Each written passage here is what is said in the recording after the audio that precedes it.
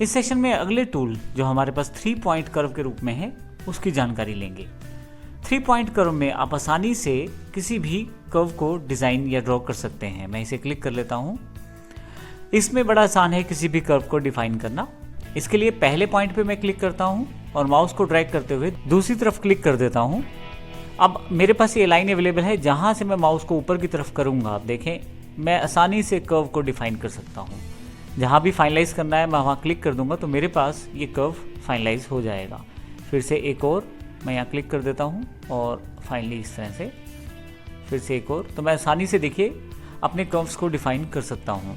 इसमें बिल्कुल वही कॉन्सेप्ट रहेगा। यदि आप शेप टूल पे चले जाएं तो आप आसानी से देखें इसको मॉडिफाई कर सकते हैं। आपके पास हैंडल्स अवेलेबल हैं जिनके साथ आप इनको मॉडिफिकेशन आसानी से कर सकते हैं। मैं यहाँ पे आसानी से मॉडिफाई कर सकता हूँ अपने जो मेरे पास कर्व डिफाइन है उसको। तो इस तरह से आप 3 पॉइंट टूल का प्रयोग कर सकते हैं। इसके साथ आपके पास स्मार्ट ड्राइंग टूल अवेलेबल है। इंपॉर्टेंट टूल है, आप इससे जल्दी और आसानी से ड्रॉ कर सकते हैं। Smart drawing tool Corel Draw की तरफ से दिया गया एक स्पेशल टूल है। इसमें यदि आप इस पर क्लिक करें तो आप कुछ भी तरह की ड्रॉ करना शुरू करें इमेज, ये ऑटोमेटिकली उसको एक प्रॉपर फॉर्मेट दे देगा। जैसे मैं एक रेक्टेंगुलर बनाना चाहता हूँ, मैं जोड़ देता हूँ इसको यहाँ पे।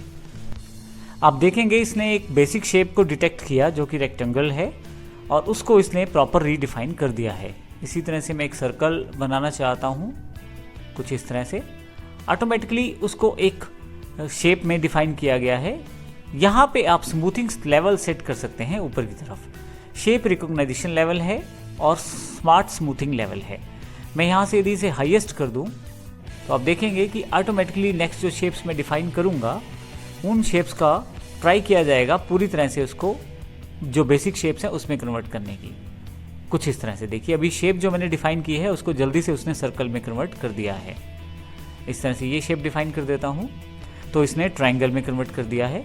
तो कितनी आसानी से मैं शेप्स को डिफाइन कर सकता हूँ और इसके लिए आसानी से मेरे पास जो बेसिक शेप्स हैं उनको ड्रॉ किया जा सकता है। मैं फिर से यहाँ पे एक रेक्टेंगुलर ड्रॉ कर देता हूँ तो आप देखें, और किसी भी डिफरेंट शेप को डिफाइन करते वक्त ये ऑटोमेटिकली उसको डिटेक्ट करता है और यदि किसी बेसिक शेप में वो नहीं आ पाती तो उसको फिर से जो शेप आप जैसा डिफाइन करना चाहते थे उस तरह की शेप में उसे रीडिफाइन किया जाता है। तो इस तरह से स्मार्ट टूल का प्रयोग कर सकते हैं कोरल ड्रा में आप डिफरेंट टाइप की शेप्स को बनाने के लिए जो स्मार्ट शेप्स कहला सकती हैं। धन्यवाद।